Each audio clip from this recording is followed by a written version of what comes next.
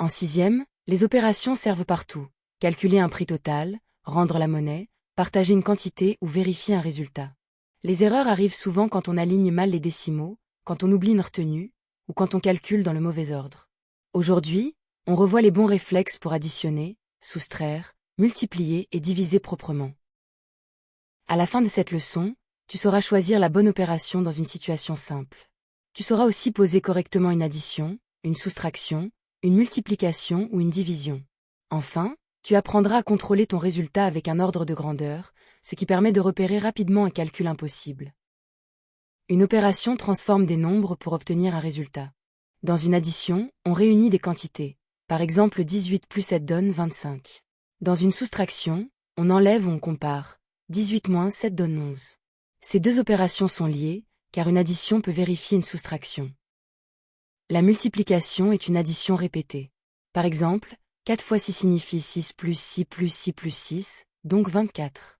La division sert à partager équitablement ou à chercher combien de fois un nombre est contenu dans un autre.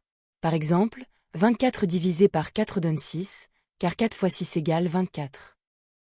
Pour réussir un calcul, commence par comprendre ce que l'on cherche. Un total, un reste, des paquets ou un partage. Ensuite, pose l'opération en alignant bien les chiffres, surtout les virgules pour les nombres décimaux. Enfin, vérifie avec un calcul mental approché. Si le résultat est beaucoup trop grand ou trop petit, il faut reprendre. Premier exemple. Calculer 38,7 plus 5,46. On aligne les virgules, les dixièmes sous les dixièmes, les centièmes sous les centièmes. On peut écrire 38,70 pour avoir le même nombre de décimales. Le calcul donne 44,16. L'estimation confirme, 39 plus 1,5 fait environ 44,5. Deuxième exemple. Calculer 52,3 moins 18,75. On écrit 52,30 pour aligner les centièmes. Comme 0 centième moins 5 centièmes est impossible directement, on utilise les retenues. Le résultat est 33,55. On vérifie. 52 moins 19 vaut environ 33, donc 33,55 est cohérent.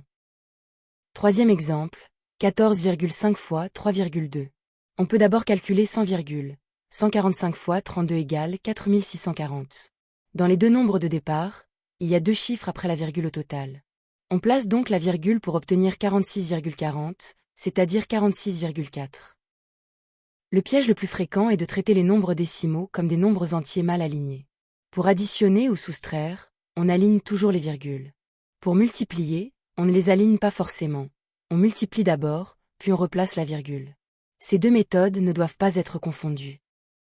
Exercice 1. Calcul 27,8 plus 4,65. Attention, les deux nombres n'ont pas le même nombre de chiffres après la virgule. Pense à écrire un 0 si cela t'aide à bien aligner les colonnes. Mets la vidéo en pause et essaie.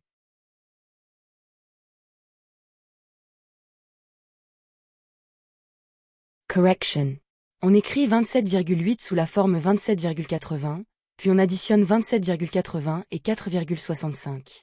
Les centièmes donnent 0 plus 5, les dixièmes donnent 8 plus 6, avec la retenue si nécessaire. On option 32, 45. C'est cohérent, car 28 plus 5 fait environ 33. Exercice 2. Calcul 80 moins 36,7.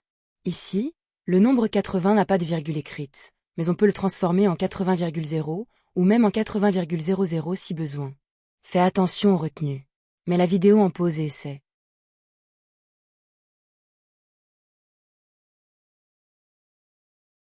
Correction. On écrit 80 sous la forme 80,0, puis on calcule 80,0 moins 36,7. Il faut emprunter, car 0 dixième moins 7 dixième n'est pas possible directement. Le résultat est 43,3.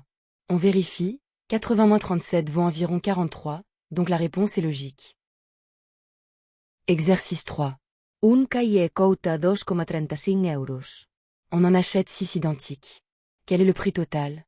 Ici, on cherche plusieurs fois le même prix, donc l'opération adaptée est une multiplication. Mets la vidéo en pause et essaie.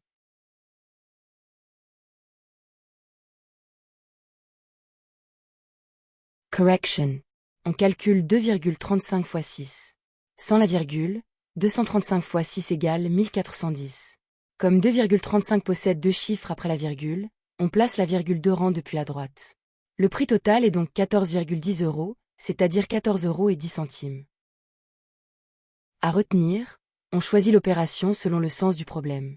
Pour additionner ou soustraire des décimaux, on aligne les virgules et on ajoute des zéros si besoin. Pour multiplier des décimaux, on calcule d'abord puis on replace la virgule. Enfin, une estimation permet de contrôler rapidement le résultat. Tu peux maintenant t'entraîner avec une fiche complète d'exercices corrigés sur les opérations en 6e. Télécharge la fiche d'exercices corrigés gratuite sur math-college.fr. Refais les calculs sans regarder la correction, puis compare étape par étape pour progresser vraiment.